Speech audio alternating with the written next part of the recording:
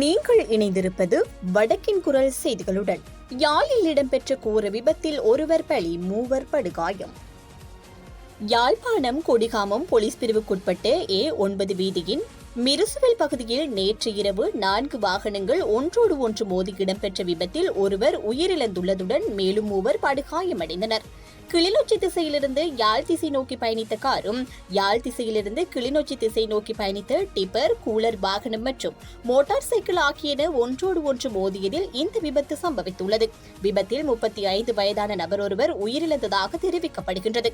விபத்துக்குள்ளான வாகனங்கள் கடுமையாக சேதமடைந்ததுடன் மூவர் படுகாயமடைந்த நிலையில் சாவகச்சேரி ஆதார வைத்தியசாலையில் அனுமதிக்கப்பட்டு அதில் ஒருவர் மேலதிக சிகிச்சைக்காக யாழ் போதனா வைத்தியசாலைக்கு மாற்றப்பட்டுள்ளார். விபத்து தொடர்பான மேலதிக விசாரணைகளை கொடிகாமம் போலீசார் முன்னெடுத்து வருகின்றனர்.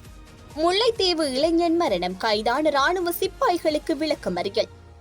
முல்லைத்தீவு ஒட்டுச்சுட்டான் போலீஸ் பிரிவுக்குட்பட்ட முத்து ஐயன்கட்டு குளத்திலிருந்து இளைஞன் ஒருவர் சடலமாக மீட்கப்பட்ட சம்பவம் தொடர்பில் கைது செய்யப்பட்ட 3 ராணுவ சிப்பாய்களும் விளக்கமறியலில் வைக்கப்பட்டுள்ளனர். கைதானவர்களை முல்லைத்தீவு நீதவான் நீதிமன்றில் முன்னிலைப்படுத்திய போது எதிர்வரும் 19ஆம் தேதி வரை விளக்கமறியலில் வைக்குமாறு உத்தரவிடப்பட்டுள்ளது. குறித்த இளைஞனின் மரணம் தொடர்பில் பிரதேச மக்கள் வழங்கிய வாக்குமூலத்திற்கு அமைய முத்து ஐயன்கட்டு ராணுவ முகாமை சேர்ந்த 3 ராணுவ சிப்பாய்களை இவ்வாறு விளக்கமறியலில் வைக்கப்பட்டுள்ளனர். முத்து ஐயன்கட்டு பகுதியை சேர்ந்த 5 இளைஞர்களை இரும்பு சேகரிக்க வருமாறு அழைத்து ராணுவ சிப்பாய்கள் அவர்கள் மீது தாக்குதல் நடத்தியதாக அப்பகுதி மக்கள் குற்றம் சாட்டுகின்றனர். இதன்போது அங்கிருந்து தப்பிப்பதற்காக குளத்தில் குதித்த போதே குறித்த இளைஞன் உயிரிழந்ததாக தெரிவிக்கப்படுகின்றது. யாழில் இரவு இடம்பெற்ற கொடூரம், கத்திக்குத்து தாக்குதலில் ஒருவர் உயிரிழப்பு.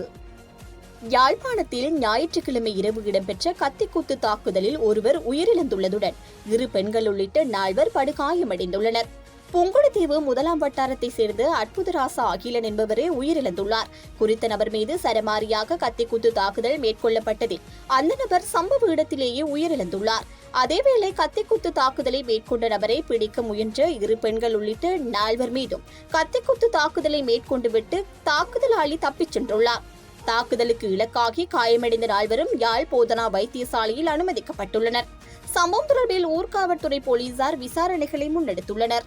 ராமேஸ்வரம் விசைப்படகு மீனவர்களின் கால வரையற்ற வேலை நிறுத்த போராட்டம் இன்று தொடங்கியது. இலங்கை கடற்படையின் தொடர் கைது நடவடிக்கை கண்டித்தும் இலங்கை சிறையில் உள்ள மீனவர்கள் விடுதலை செய்ய வலியுறுத்தி ராமேஸ்வரம் விசைப்படகு மீனவர்கள் இன்று முதல் காலவரையற்ற வேலை நிறுத்த போராட்டத்தை தொடங்கினர். ராமேஸ்வரம் மீன்பிடித்தல் முகத்திலிருந்து மீன்பிடி தடை காலம் முடிந்து மீன்பிடிக்க சென்ற 55 நாட்களில் 61 மீனவர்களையும் 9 படகுகளையும் எல்லை தாண்டி மீன்பிடித்ததாக இலங்கை கடற்படை கைது செய்துள்ளனர். மீனவர்களின் இந்த தொடர் கைது நடவடிக்கையை கண்டித்தும் இலங்கை சிறையில் உள்ள மீனவர்களை படகுடன் உடனடியாக விடுதலை செய்ய வலியுறுத்தி இன்று முதல் ராமேஸ்வரம் விசைப்படகு மீனவர்கள் கால வரையற்ற வேலைநிறுத்த போராட்டத்தை தொடங்கியுள்ளனர்.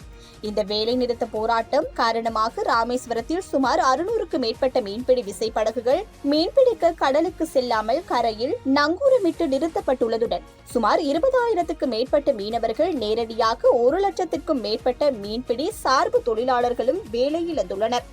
ராமேஸ்வரம் மீனவர்கள் மீன்பிடிக்க கடலுக்கு செல்லாததால் நாளொன்றுக்கு சுமார் 1 கோடி ரூபாய் வரை அந்நிய செலாவணி பாதிக்கப்பட்டுள்ளதாக மீனவர்கள் தெரிவித்துள்ளனர்.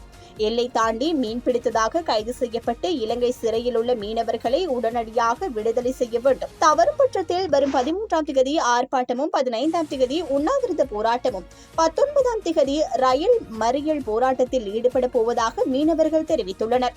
எப்போதும் பரபரப்பாக காணப்படும் ராமேஸ்வரம் மீன்பிடி துறைமுகம் காலவரையற்ற வேலை நிறுத்தம் காரணமாக வெறிச்சோடி காணப்படுகின்றது. உயர்தர மற்றும் சாதாரண தர பரீட்சைகள் தொடர்பில் வெளியான முக்கிய அறிவிப்பு. 2025ஆம் ஆண்டுக்கான கல்வி பொது தராதர சாதாரண தர பரீட்சைகள் எதிர்வரும் 2026 பிப்ரவரி 17ஆம் தேதி முதல் 26ஆம் தேதி வரை இடம்பெறும் என அறிவிக்கப்பட்டுள்ளது. 2025ஆம் ஆண்டுக்கான கல்வி பொது தராதர உயர்தர பரீட்சை எதிர்வரும் நவம்பர் மாதம் 10ஆம் தேதி முதல் டிசம்பர் 5ஆம் தேதி வரை நடைபெறும் எனவும் பரீட்சைகள் ஆணையாளர் நாயகம் இதனை தெரிவித்துள்ளார்.